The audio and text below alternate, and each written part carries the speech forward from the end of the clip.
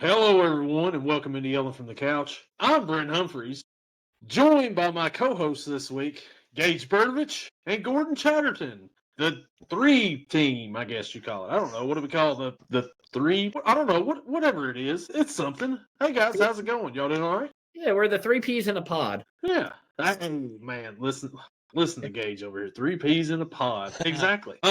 We got Steelers and Packers this week, guys. Hey, what do you think about that? We'll get to that after a while. Man, this week's slate of games don't really look all that great. There's a lot of 7.5 point spreads. We'll go over them here in a little bit, but how are we doing, guys? Doing all right? Yeah, doing well. Very excited, I should say. Coming off kind of an extended week a little bit, partial bye week, you could call it. And the offense for Pittsburgh's looking pretty good.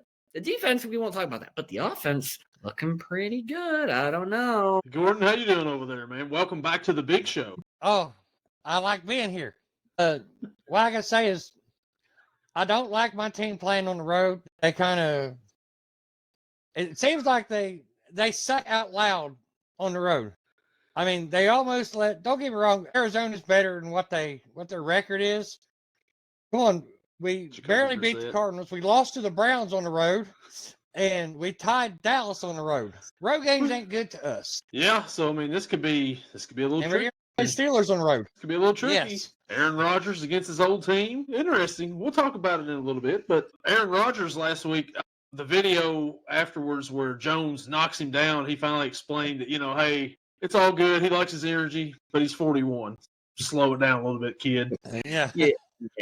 As we talked after last week, I can't believe Broderick did that. Like, he's trying to put Mason Rudolph as a starter or something because, man, that was not fun to see. I enjoyed every minute of it, but, I mean, hey, that was just me. It's just entertainment purposes only. You still won. I don't know what the issue is out here. It was hilarious to see. That's why. I mean, it was great. Just wait till Joe Flacco gets hit by his own lineman and tears his ACL. When we get to the game, I got a little nugget. Don't you worry. Well, we'll be there after a while. That'll be one of our next to last games, Sunday night coming up. But right now, Thursday night football is going on, and what a horrible game we've got going on. After last week's classic, yeah, what a wonderful game that was last week. Awesome, wonderful, exquisite, beautiful, magnificent ball game was last week on Thursday night. And now we get this turd. Chargers 34 right now, Minnesota 10. Carson Wentz, Prince Harry, whatever you want to call him. I don't think he's going to be starting next week. I mean, I don't see how you can. But, I mean, do you really go to J.J. McCarthy after this, after what he showed the first few weeks he played? I don't know, man. I think that they're in kind of trouble with the quarterback position right now, the Minnesota Vikings. Yes and no. You got to remember, McCarthy doesn't have nearly the experience. His first game was against Chicago. He had multiple touchdowns, a turnover. And then you go to the Falcons, no touchdowns, 2 turnovers. So it's kind of like, it's what you expect from basically a rookie. But the way Wentz has played, I don't know what Wentz's contract is. I assume it's 1 year. He's not going to be back in Minnesota next year anyways. So get McCarthy in there, get him the experience, and let him throw the ball to Justin Jefferson. Well, Wentz, they mentioned a stat earlier that Wentz is the first quarterback in NFL history to start 6 straight seasons with 6 different teams. So he's got that for him, I guess. Let's make it 7.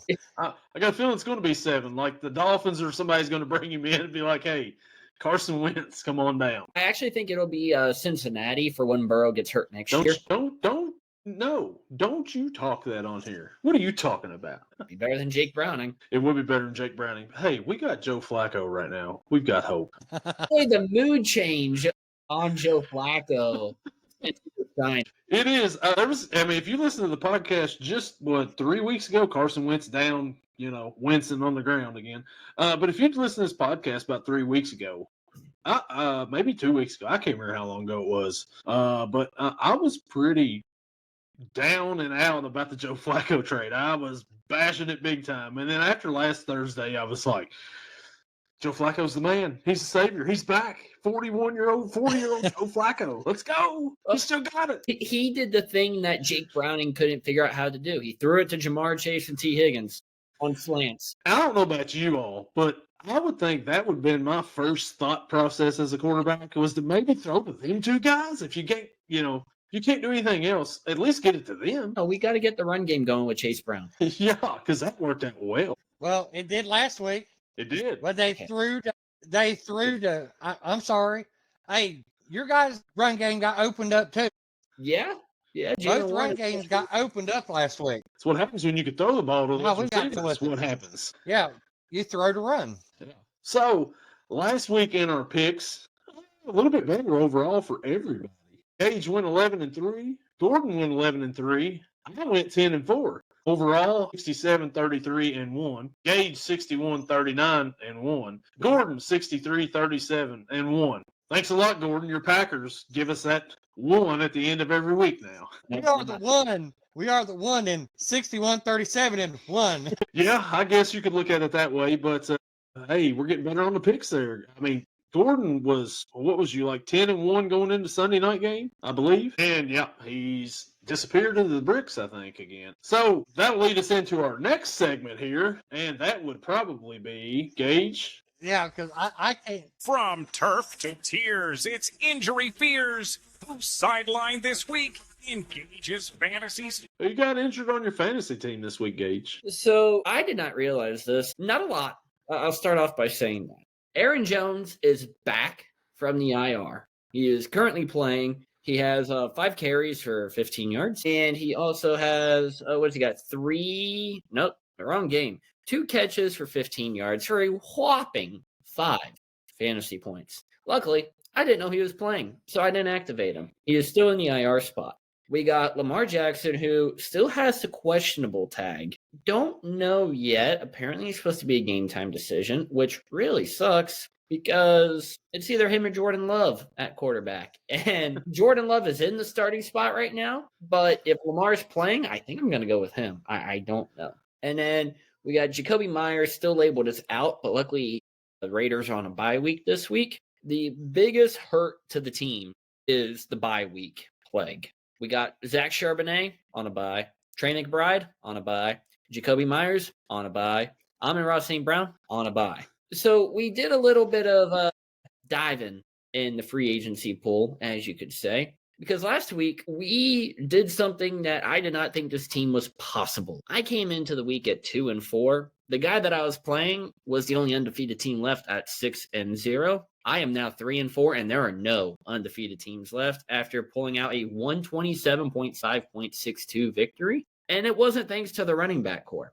So I'm like, you know what? We can win games without the running backs. Now, can we win games without Amon-Ra and Trey McBride? Probably not. But that's another case to be had. So running back-wise, we're rocking with Kamani Vidal, who has 19.7 points currently. Pretty good night. And a guy who's only projected 4.65 points, but he had his best game of the season last week against the Raiders, going 14 for 39 and 5 catches for 42 yards. The Kansas City backfield, Brashard Smith, his work volume seems to be increasing, and he's a great pass catcher. The last 4 games, he has at least 3 catches for at least 20 yards. So that's an easy 5 points right there. Tight end wise, I mentioned Trey McBride is out. It was a toss-up. Either Dalton Kincaid or Cade Otton. Cade Otton, I feel, is more, you're going to get 8 to 9 points from him. Meanwhile, Dalton Kincaid, it could either be 3 or it could be 17. So I went with a stable piece. I took Cade Otton. Mentioned last week, I had the Colts defense going or the Texans. I'm riding with the Colts again this week, even though they didn't do the best. Going against Tennessee, though, versus Texas going against San Francisco, I'll take that matchup all day. Wide receiver-wise, Tedero McMillan and Rashid Shaheed are the starters. Not feeling confident about that one, gotta say. But we're hoping out here. This is one of the weeks where we are scratching and clawing for anything, any help in the free agency pool. And no one wants to do a trade in this league. Like, I just want to trade for a running back. Like, come on. And no one wants to do it. So, yeah, that's who's hurt, who's on bye, and what in the world the shuffling is that's going on the fantasy team. So basically, you're not too bad in the injury department, but the bye bug has got you. Yeah. Basically, everyone's just taking an extended nap this week. I was looking at, when I'm going through the games here, and I'm like, man, 6 teams on a bye this week. This is crazy. I mean, man, that's a lot of teams on a bye this week, but it is what it is. Gordon, I believe you have a fantasy rant that you want to let out right now. So you have the floor. Okay, my fantasy rant has to do with frickin' rostering. I don't know what it is. There's something about it. If I put someone in the starting lineup, they don't do shit. The minute I set them on the bench, they explode. Let me give you a case in point. Started AJ Brown all year. I sat him last week, exploded. I had Vidal on my bench this week. He exploded. I started Quentin Johnston. He didn't even get looked at. Kind of how last week, for example. I know it's funny. Last week in NFL.com, you was talking about this. How'd you like to win against this? Guy going against, he had Bo Nix, Jahmyr Gibbs, Texas Smith, and Jigba, and the Browns defense. I got slaughtered by 90 points. And I scored 115. Oh, wait a minute. I forgot. He had Trey McBride, too, as his tight end. I got absolutely slaughtered. Yeah, that'll do yeah, it. I mean, he had two guys that was injured and he just left them in, and I can see why. You don't need nobody else. So what about? Yeah, go ahead. I said, but no, that's the deal. If I put them in, they don't do shit. But the minute I set them on the bench, they explode. I told my wife I'm going to leave AJ Brown on the bench because the Eagles are her team. Well, he won't be reading any books or anything then. If you leave him on the bench, he'll explode again. But what about, you mentioned it just now, but what about that Giants-Broncos game the other day? How crazy was that thing? Where do you begin? Fourth quarter, I would say. Oh, yeah. No. You got to wait until about 5 minutes to go in the fourth quarter, and that's when it started. Because they scored, what, touchdowns in the last 5 minutes? Well, they scored 33 points in the whole fourth quarter. Yeah, well, I think they got one touchdown early. Then they scored the next one later, and it was like all second half of the fourth quarter. It was insane. Yeah, and then the Giants score with 40 seconds left, and you're like, okay, the Giants got it. And then the Broncos come right back down the field and score. This reminded me back in, I want to say it was the 2022 season. The Vikings come back against the Colts. They were down 33-0 at one point, and then ended up winning 39-36. Yeah. I mean, there's been some crazy ones before, but I mean, the Giants were just absolutely dominating that whole game, and until the fourth quarter came around, and that was the end of that. But Sean Payton even got a penalty on him, and I'm like, oh, he just lost his team the game. No, he didn't. Kicker for the Giants, their third string kicker or whatever, comes out there and misses the extra point and costs them the game. And now he's looking for a job. Yeah, he's probably substitute teaching somewhere now, way away from Jersey, would be my guess. Man, so that leads us now into, y'all got anything else from last week we want to talk about? Anything big happening in the games or anything like that? Nothing like that? Not really. Nothing big happened on last Thursday's game or anything we can talk about or anything like that? We just skip on to the games, I guess? Yeah, no, I think we're good. We can just forget that. Okay. Other than Thursday night, I worked Sunday, and I didn't get to see very many of the games. So, well, Thursday night was the best game of the week. So let's go on now and let's start our pick'ems. But let's go outside. Actually, before we get started, I want to see, have either one of y'all seen what's going on in the NBA right now? Dude, I got like 5 ESPN notifications this morning. I'm like, what is going on? That Chauncey Billups has been arrested. The head coach of the Portland Trail Blazers, Terry Rozier, has been eliminated. Whoa, he may be. I mean, mafia ties and stuff. He's been arrested. Wow. That's a little extreme. Maybe I got a different notification than everybody else. I don't know. Damon Jones, the assistant coach for the Cavaliers, also has been arrested. And like 34 other people or something like that has been arrested due to some gambling ring or something going on in the NBA. Craziness going on. We just started the NBA season. You couldn't do this last week before the season started? Like summer break or something? It's like, no, Chauncey Billups, he's getting ready to go out here and coach. They're like, no, you're not. You're going to jail. Wow. So, man, it's craziness going on in the NBA. I mean, I guess you got to get attention somehow with the beginning of the week. Everybody's got all eyes on them and like, here's some more. I mean, yeah, you want attention, but I don't think you want it that way. I don't think they did either. This isn't a good look for the NBA right here. And I'm sure there's probably more. You got the FBI looking into these guys right here. It's never good when those guys start digging around in, sports like that. That's Pete Rose. We might not have an NBA season here in 2 weeks. Everybody's going to be arrested or eliminated, as some people said on here. Wow. So before we get back to football, let's go to a different sport, and we'll do a pick 'em here. Gordon, Gage, The World Series is supposed to start this week. The Toronto Blue Jays and the Los Angeles Dodgers. Who do we got in the World Series? Gage? Okay, let's just make something clear. We all know it's going to be the Dodgers, but I am pulling for the Blue Jays. Give me the Blue Jays for an underdog story, but I just have a bad feeling we're going to see the Dodgers as champions. Gordon, what do you think? Well, I kind of agree with Gage here. I'd like to see the Blue Jays win just so we'd have something different. But I got a feeling it's going to be the Dodgers in 6. Well, I think that I'm going to go with you all on this. I think the Dodgers are winning this. I think they win it in 5.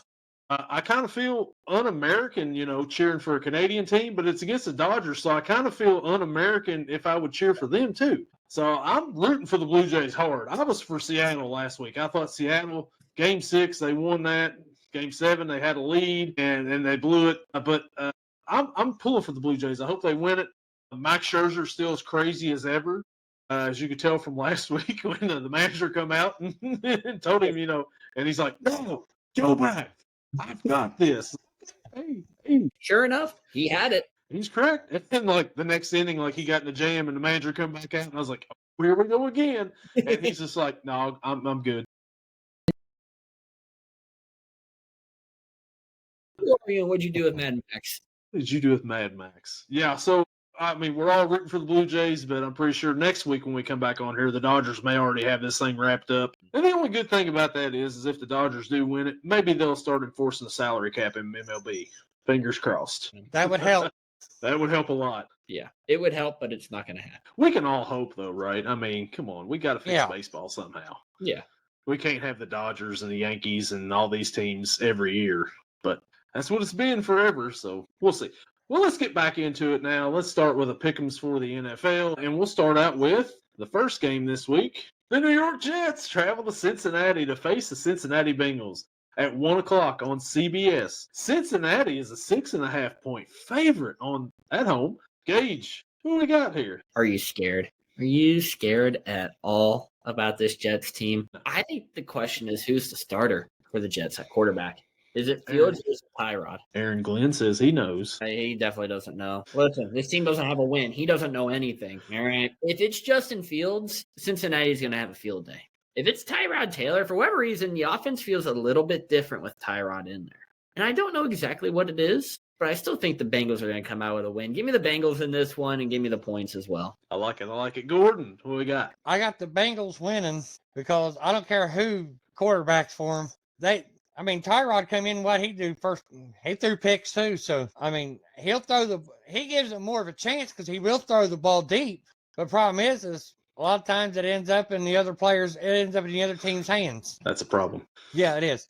So I got the Bengals winning and I got them covering, but I'm going to predict they win by 10. I'll take it for sure. So you see, normally when you go one-on-one with another team, you got a 50-50 chance of winning. But Joe Flacco, he ain't your average quarterback. He's a genetic freak. So Tyrod Taylor, he's got a 25% chance at best of beating him. Then you add Jamar Chase to the mix, and the Jets' chances of winning drastically go down. See, the Jets know they can't beat the Bengals, so they're not even in the same league. So you take the Jets' 33 1/3% chance of winning, minus Tyrod's 25% chance of staying upright, and you got the Jets with an 8 1/3% chance of beating Cincinnati. But then you add Justin Fields into the equation. He thinks his 33 1/3% scrambling chance means something against Trey Hendrickson. It don't, because Flacco's got a 66 2/3% chance of lighting up that Jets secondary. And when you add that to the 75% chance that Chase, Burns, Sauce Gardner did, you got a 102% chance the Bengals win this Sunday, because the numbers don't lie. And they spell disaster for the New York Jets this Sunday.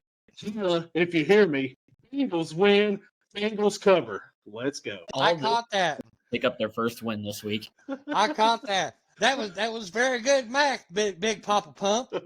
So what are you saying? The Bengals have a 175% chance of winning the game? It's a 102% chance. It's my Steiner math is up there correctly. Give me the Bengals there. So, yeah. We got the Humphreys math going on. Our next matchup, the Dolphins travel to Atlanta to face the Atlanta Falcons at 1 o'clock on CBS. Falcons are a 7.5-point favorite. Gordon, Who we got here? I don't believe you have to ask Falcons, and I don't even think it's going to be close. I think Tua is probably going to throw 9 or 10 interceptions. Just kidding. That's a mock from Thanksgiving. If he don't throw 10 interceptions, he'll be okay. But no, he'll throw a couple. They're just god awful. If it wasn't for Devon Achane, they wouldn't have any offense at all. Poor man's going to get killed. I'd say. I kind of have to agree on this one. I don't like anything about the Falcons, and I'll be honest, I don't like much about I don't like anything about the Dolphins. I don't like much about the Falcons either. But there's one piece on that team that I really like, and his name is a type of mustard.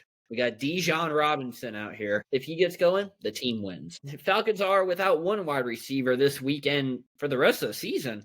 Ray McLeod sent home from the team and then released. Okay, and then he goes and signs with the Giants one day later. I'm like, yes, that'll help you. But yeah, give me the Falcons here, and I think they cover as well. Yeah, the Dolphins, are we starting to get concerned for Tua's well-being once again?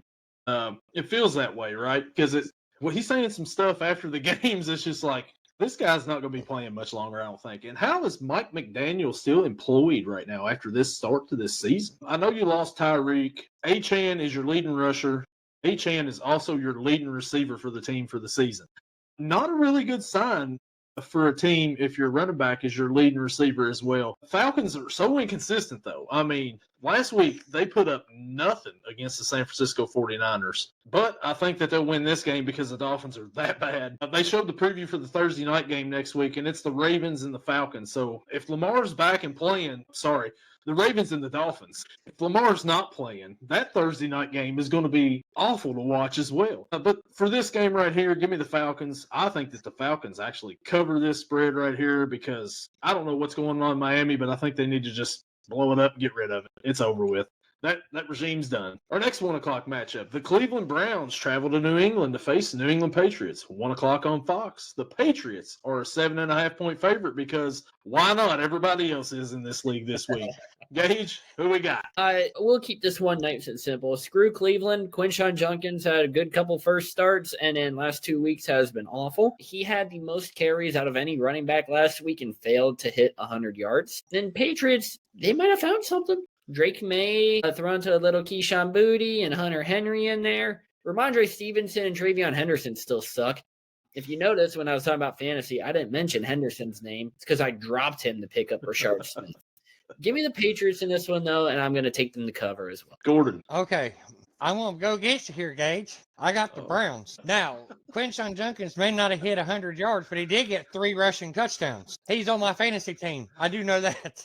I kept getting alert. I kept getting ding, ding, ding. So ESPN league, that's how come I won that league, because I've got Judkins and Christian McCaffrey. So that was pretty good. I got 2 leagues. Just remember, the Browns played the Dolphins last week. Everybody's been able to run on the Dolphins. Well, I know, but the guy I was going against in the other league had the Browns defense. So, yeah, I'm well aware how good they did, too. But I think they got a little bit of going here. And I got the Road Dogs. So, yeah. I'm going with Gage on this one. I've got the Patriots. Drake, maybe. Yeah, it might be May after this. But he's got like the top 4 odds right now in the MVP race. He's like number 4, Drake May is, if you look on these sports books, which I wouldn't believe. But I think a lot of it has to do with beating Josh Allen that 1 week. But they've looked pretty good, though, overall. But the Browns last week, they looked really good, but they played the Dolphins. This may be the best defense Drake May faces so far in his young career.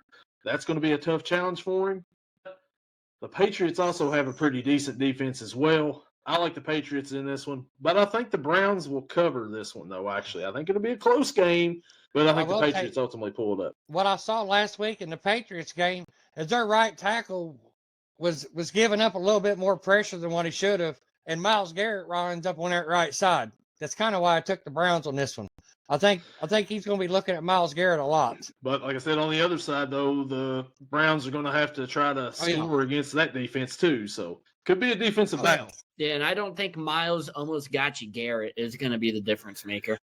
Well, no, if you have to focus a lot on him, the rest of the line can get after you. So listen, I just still hold my animosity from PFF after we had this conversation last week. So I get you there. You know what I've noticed, Gage, here? I believe Gordon's picked the Browns just about every week on this podcast so far, if you haven't noticed that, but maybe like 2. Yeah, actually, you know what? Keep it up because it's not working out well. No. Hey, we all got our little, I just like defense, and they got a good defense. Maybe I put a little bit too much faith in their defense. Our next matchup we're going to head to, the New York Giants travel to Philadelphia to face the Philadelphia Eagles at 1 o'clock on Fox. Philly's a 7.5-point favorite. Once again, the Giants just beat Philly a few weeks ago. But we'll see if they can do it again. Gordon, what you got? I got Eagles winning the revenge game, and they cover. And after the letdown the Giants had last week, that's going to be lingering in the back of their mind. So I got the Eagles winning, and I got them winning comfortably. Gage, what do you think? Just revenge. Is there a reason that we know that Philly is a 7.5-point favorite? Is it just because it's in Philly? I believe That's probably a lot to do with it. I mean, I understand Philly being the favorite, but 7.5 feels like a lot. I'm going to take Philly to win, but I think the Giants cover it. Yeah, I'm with you. I think that this spread's a little high for this game, considering that the Giants just dog-walked Philly, 20 days ago or whatever it was. I know it was at home, but I don't know. Maybe they just match up really good with Philly. We'll see. But I think Gordon's right here that loss last week is going to kind of linger with the Giants a little bit. That's not one of those losses where you just come right back, bounce off of them. I mean, you had 26-8 lead at one point in time, 26-0 lead at one point in time in that game, I believe it was. I mean, it was 19-0 at the beginning of the fourth quarter. Jesus. So it was 19-8, and it was bad. It was 26 away. I mean, you have that big lead on the road. You're beating a team pretty good, and then they come back and they beat you. That's got to be demoralizing. So I think that Philadelphia wins this game. But I don't think that they cover. I think the Giants cover this spread too. I think they'll keep it close a little bit, but ultimately it's in Philly. I don't really like Philly this year, though. I don't think that they're one of the better teams. They're like they were 2 years ago, I believe, and not like they was last year. No, but there's someone coming back. The leader of the locker room is coming back this week. Brandon Graham is coming back. He's coming out of retirement. Yeah, but I don't know. Can he keep A.J. Brown in check? No. Oh, I know that he can make the defense better. Talk about words of wisdom, inspiration. Goes along. Well, we'll see how it goes for him, but I just feel like they're more like 2 years ago than last year. Our next matchup, the Buffalo Bills travel to Carolina to face the Carolina Panthers at 1 o'clock on Fox. Buffalo is everybody sing along with me, 7.5-point favorites. Gordon, who do we got in this one? I don't like going against Carolina at home because that's when they don't lose at home, but they will this time. But I think Carolina will cover it, but Bills will win. Gage? So I know you said Carolina doesn't lose at home. And I think that's going to continue. Give me the underdog pick of the week, the Carolina Panthers taking down the Buffalo Bills and covering that 7.5-point spread. You're rolling with the red rifle, huh? The red rifle is going to have his one-game magic that it feels like he has every stint that he starts and then fall off next week. But that's not important. That's true. Buffalo, though, they're coming off of a bye. And under Sean McDermott, they're 8-0 after a bye. Josh Allen is 7-0 after a bye as a starter, averaging 28 points a game and 352 yards passing.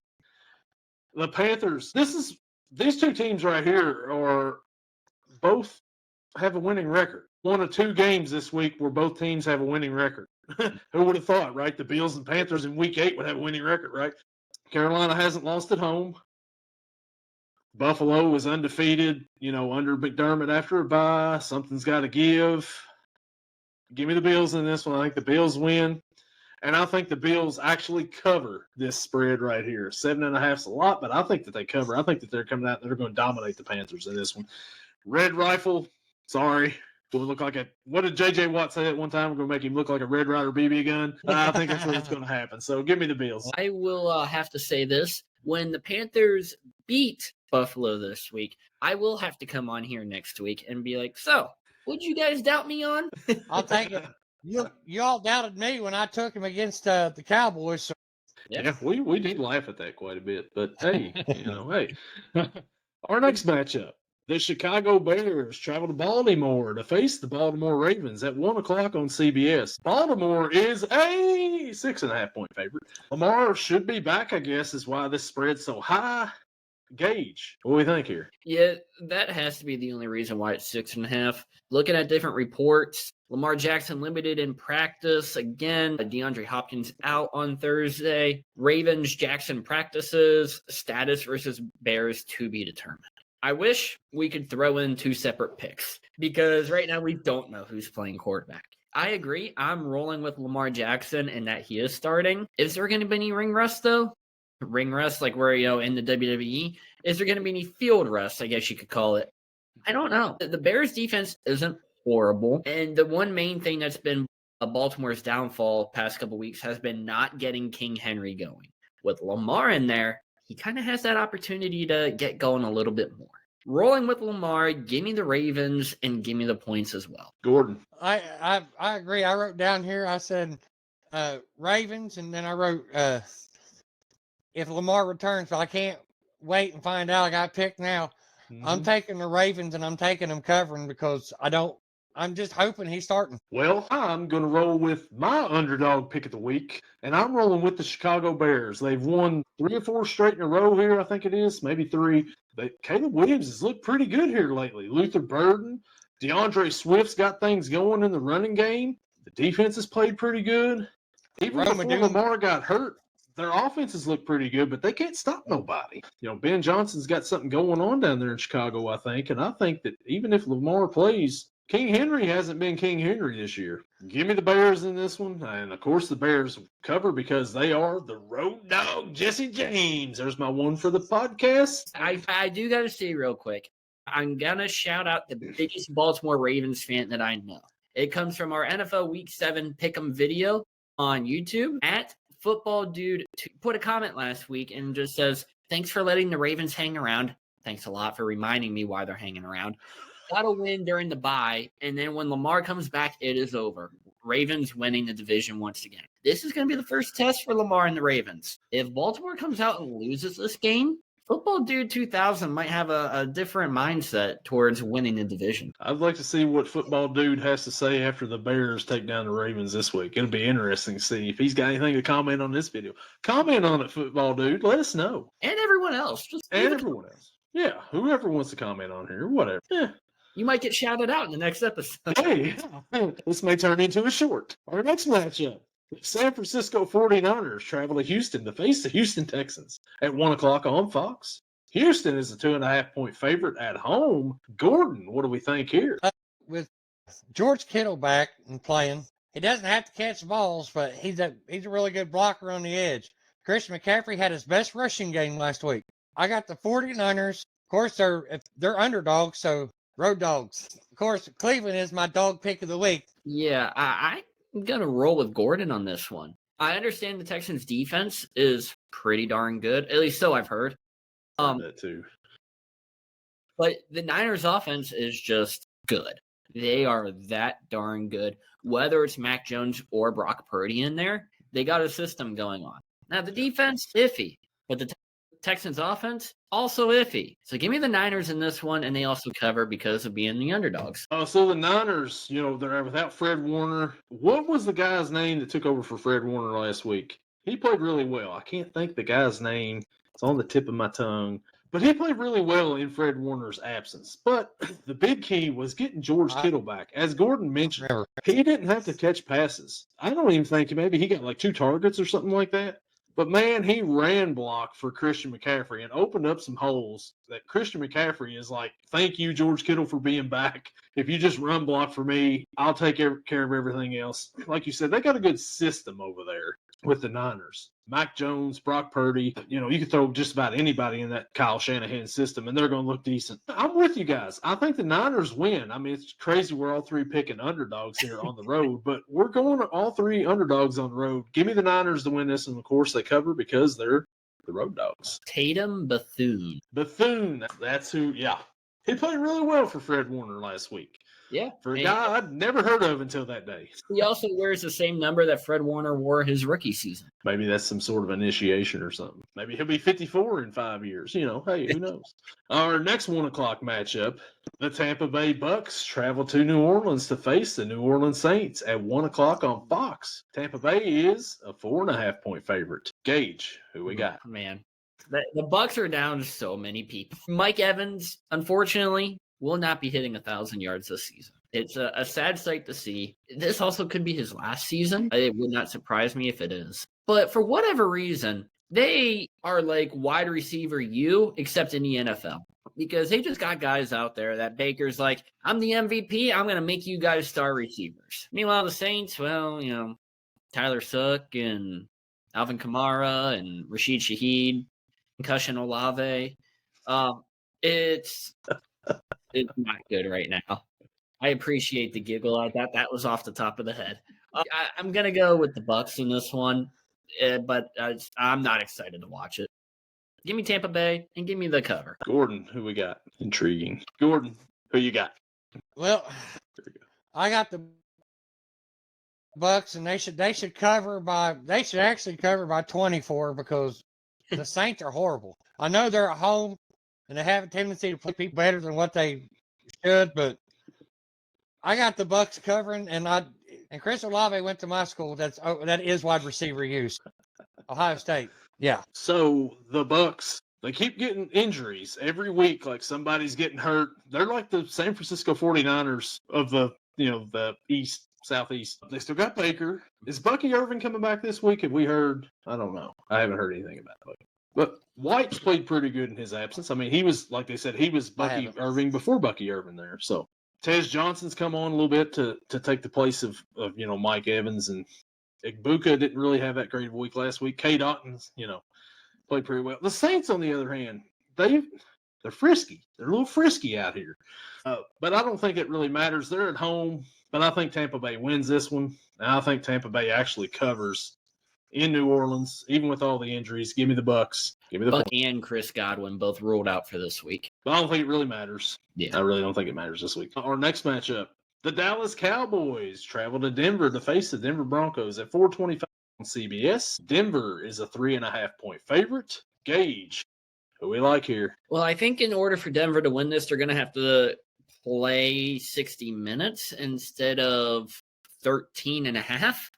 I think this is another one where I'm going to go with the underdog, and I'm surprised Denver's the favorite. I like the Cowboys. I like Javonte. I like the whole running back. Jaden Blue, especially, I think is a very underrated guy. They don't really use him, but he's got the speed that if Javonte goes down, I think he could step right in and be the guy. You got Pickens, you got CeeDee Lamb. What isn't there to like, really? Like I said, give me the underdog. Give me the Cowboys, but I think it's going to be a close game. Gordon? Well, if you're talking about what not to like about the Cowboys, their defense would probably be the number one thing you could say you don't like. This is a game I got marked down as a coin toss. You don't know which defense is going to show up for Denver, and you don't know which offense is going to show up for Denver or win. As in last week, it showed up in the second half of the fourth quarter. I got the Broncos winning, and I'm going to say I don't even think they'll cover. I think it'll be like a 1-point game like it was last week. Yeah, this one's tough here. It's a battle of offense versus defense here. Or lack thereof. Or lack thereof. Well, or in one case, offense versus the defense of Denver. Dallas can put up points with anybody. They can score on anybody, as Gordon can attest to there firsthand. Because he's got a pretty good defense, and they hung 40 on him. But they can't stop nobody. But can Denver, like you said, Denver's going to have to get started before the fourth quarter because Dallas is going to put up a bunch of points, and they may just get one stop.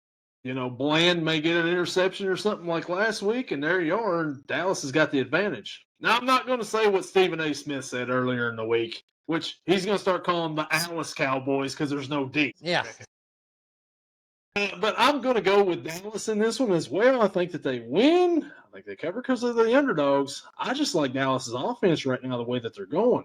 They're fun to watch offensively. You got CeeDee Lamb now, George Pickens, Ferguson, Williams is running the ball pretty good. Dak Prescott's an MVP candidate right now. Nobody would have guessed that at the beginning of the season, but he is. Give me the Cowboys. Denver won't squeak by again, I guess. I've been on the island quite a bit though in this show.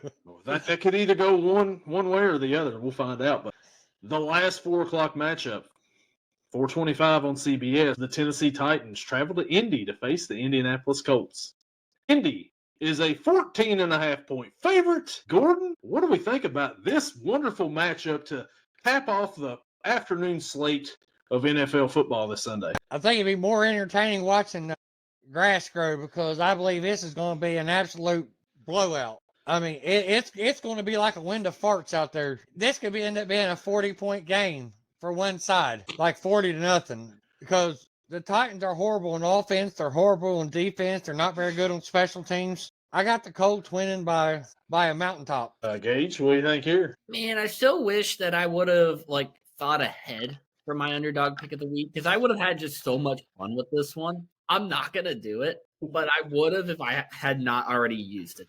I'm gonna go with the Colts. However, their defense is a little bit rocky towards the end of games. I think Titans cover the spread, but the Colts pick up the W. The Colts right now, 6-1. Daniel Jones is in the conversation for MVP. Jonathan Taylor is actually in the conversation for MVP as well. Playing really well. He's looking like Jonathan Taylor of old. Daniel Jones having a resurgence. Indiana Jones. The Titans are still ass. The Colts, I mean, 14.5 is a lot, but they should be undefeated at this point in time. They were 6-1. They should be 7-0. If it wasn't for Mitchell, dropping the ball before he crosses the goal line, they're probably undefeated right now. And the Titans just don't have any hope at all. Mike McCoy, the interim coach, they've already fired Brian Callahan. Give me the Colts in this one. I think the Colts cover this spread right here. I think it's going to be, they're going to have it over with by halftime. It's going to get ugly. So what leads us into, should we go Sunday night or should we just go Monday night and then come back to Sunday night? Let's skip. Here we go. Let's go to Monday night's game. The Washington Commanders travel to Kansas City to face the Kansas City Chiefs at 8:15 on ABC/ESPN. Kansas City is an 11.5-point favorite. Gordon, what do we think here for this Monday night game? No Jayden Daniels. Chiefs win and they cover. That's all I need to say about that. Marcus Mariota was a good quarterback in college. That's about it. Simple enough. Gage, what do we think? I'm in the same boat. Terry McLaurin and Deebo Samuel are at least full practice today, so that'll help out Mariota a little bit. He's not going to be throwing to nobodies, but I got some news flash for you, Bill Merritt owners in fantasy. He's probably not going to have a good week because Commanders are going to be throwing that rock a lot. Give me the Chiefs, and I'm going to take them to cover as well. So once again here, Jayden Daniels goes out with an injury last week. People saying RG3, the second coming of RG3. Maybe so. I don't know. Sophomore slump. Definitely a sophomore slump this year. The Chiefs get Rashee Rice back last week. And here we are again, guys. We're talking about the Chiefs being a possible favorites for the Super Bowl. After the first few weeks, we thought we were past this. But here we are again. We're having this conversation once again that the stupid Chiefs are still freaking good.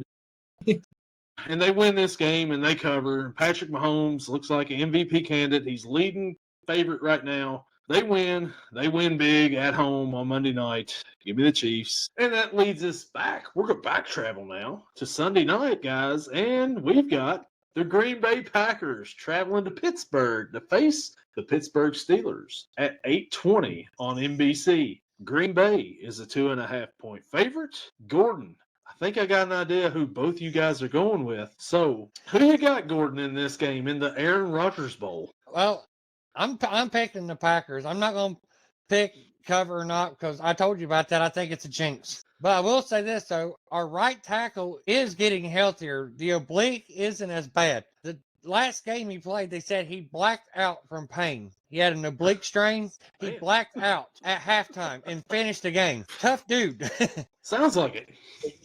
That was the reason why we sucked so bad against Cleveland is we lost Aaron Banks and Zach Tom for that game, the right tackle and the right guard. Myles Garrett just had a field day, so they had to put 3 people on him, which was leaving one person free every time. So you know how that goes. Yeah, sounds like a Bengals offensive line schemes. Yeah.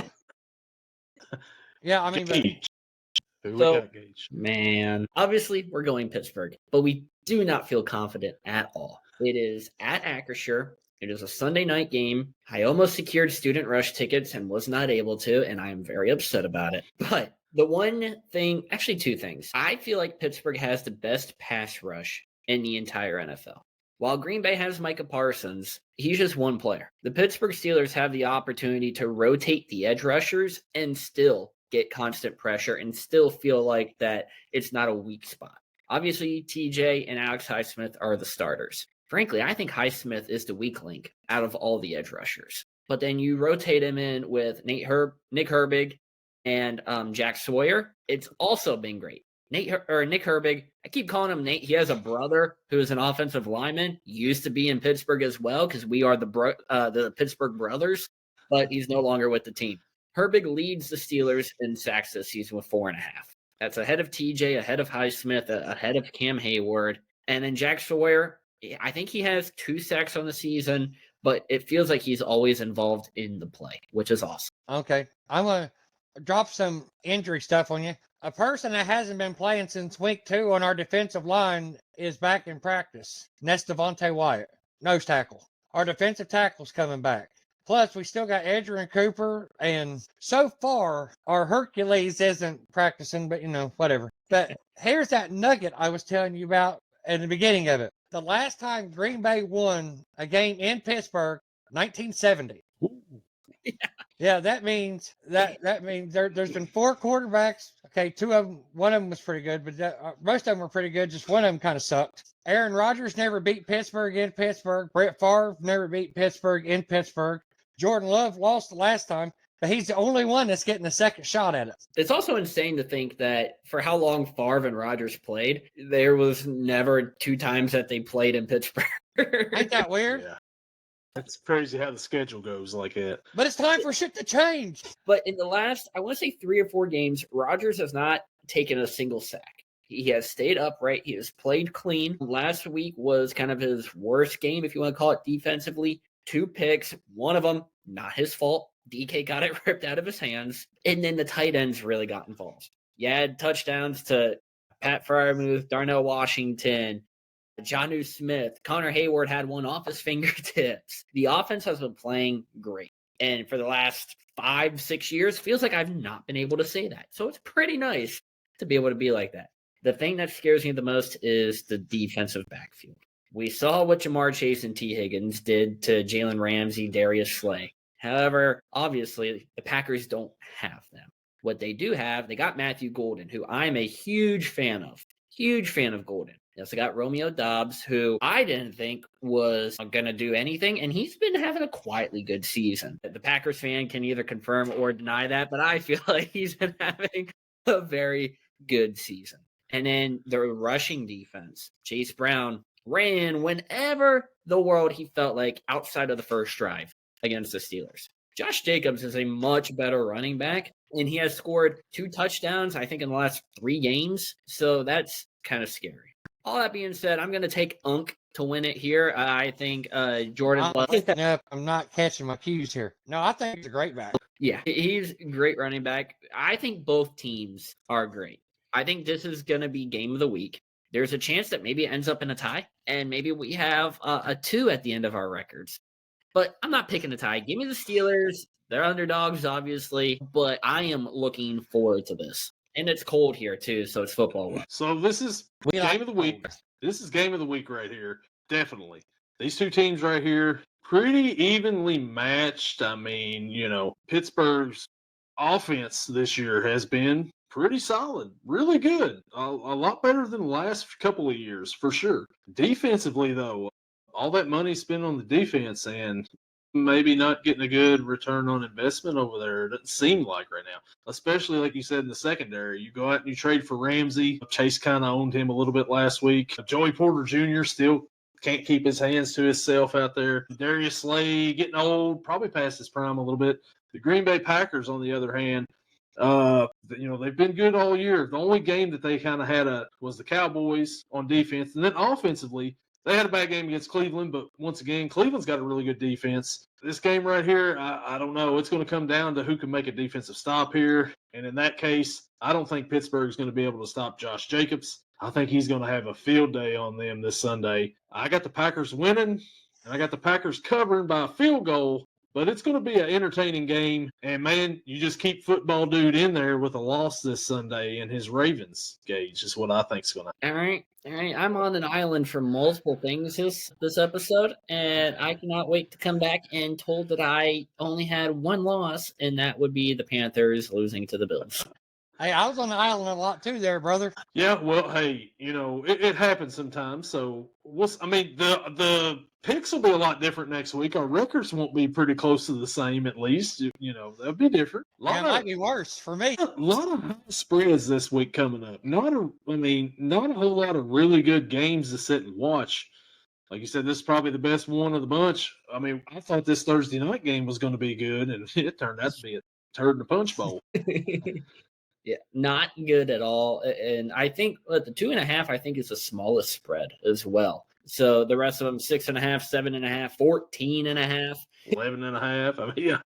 Yeah, but like I don't want to bet on these games because I know there's gonna be one team who's a huge underdog and they come out and upset the favorite. And it's just gonna ruin everybody's day. Let's hope it's not the Jets. Lord, that'd be horrible. I wasn't gonna say it, but 5 teams this week: the Lions, the Raiders, the Rams, the Cardinals, the Seahawks, the Jaguars. Might as well just say the whole NFC West besides the 49ers. Last week there was only 2, so Yeah, but there's 3 NFC West teams. Why didn't they just invite the Niners to take this week off with them? well, the Niners aren't liked by the NFL. We see the injury plague, and it's just the NFL gods going, "We hate you." So, They're like, yeah, you get a bye week in week 14, Niners. Oh, man, so that does it here for our pick'ems. Guys, you got anything else you want to add to this here podcast? I actually do want to add one tidbit I forgot to add on to our Packers-Steelers talk. My favorite game, I'm sure, Gordon has a favorite game. It might be a playoff game between the two teams. But my favorite game between the two comes back in 2009 when the final score was like 36-35, and Big Ben throws a back shoulder to Mike Wallace in the end zone to finally secure the game. Like I said, Gordon's might include like something you fit on your finger or something, but hey, that's not beside the point. We got 2009 vibes all over again, and I hope it's a close game. Yeah, the Super Bowl was I like that one. Yeah, Rodgers defeats his future team, Pittsburgh. Yes. Man, so, Gage, how's Dubby? Honestly, pretty freaking good. We see it here. We got the shaker. We have our blue tropical punch flavor in, and my favorite so far. I've tried 2. This one and strawberry lemonade. This one came in the tub. I got it here the other day, tried it out, and instantly was like, wow, this is so good. Like, I didn't know what to expect. Throw that out there. Did not know what to expect. Honestly, didn't really even hear of Dubby before they became with the show here. I'm glad that they did because this has been phenomenal. And I like the color of the cup. I know it's green, and it might be like Kelly green a little bit for Philadelphia. Eagles, yeah. But it's cool. I like the design on it as well. Yeah. So go to w.gg and use our promo code YELLING and save 10% at checkout. There'll be a link in the description to go to it. Gage approves. I do. And they have a s'mores flavor as well. That I didn't get it, but I got a little, it's probably over in the kitchen right now, but a little poster card that said instead of mixing it with water, you're supposed to mix it with milk. And I want to try that. It does sound pretty good. You need to try Grandpa's denture water. Yeah, that's next on the list for everybody, I believe. But that should do it for everybody here. Gordon, you got anything else you want to add here at the end? No, I think I'm done. I think we talked enough about the Packers-Steeler game. I will mention this, though. We do got more than just Micah Parsons. We still got Rashawn Gary. He's got 4.5 sacks this year. It feels like Parsons the only one being talked about, so I don't know. Well, he is on him. I mean, come on. If you got to talk about anybody, that's who you're going to talk about.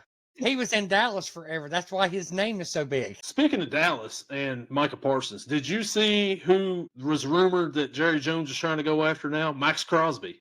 Trade for Max Crosby. You didn't pay Micah Parsons. How are you going to pay Max Crosby? The Raiders shut that down, though, by the way. But I certainly hope so. But what do the Raiders have to play for, right? Yeah, ain't it kind of ironic? Ain't ironic they got a good offense. They need a defensive edge rusher. Micah Parsons would have been good for that. We can't stop a cold with our cornerbacks. We could use one, but he's in Baltimore now. Technically, he never played last year anyway, so he was always on the injured list. Alice Cowboys. And with that, we will see you all next week. Later.